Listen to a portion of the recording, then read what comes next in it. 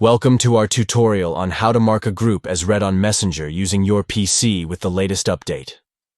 Let's walk through the steps together. To begin, open your Messenger account on your PC by logging in with your credentials. Once you're logged in, navigate to your list of group chats and find the specific group you wish to mark as read. Hover your cursor over the group name, and you will see 3 dots appear next to it.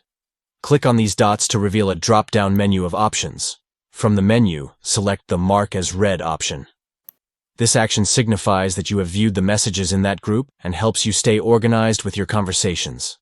By following these simple steps, you can effectively manage your group chats on Messenger and ensure that you stay updated with important messages.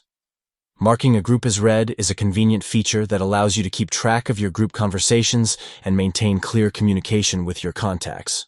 Try out this feature on your PC today to streamline your group communication on Messenger and optimize your messaging experience.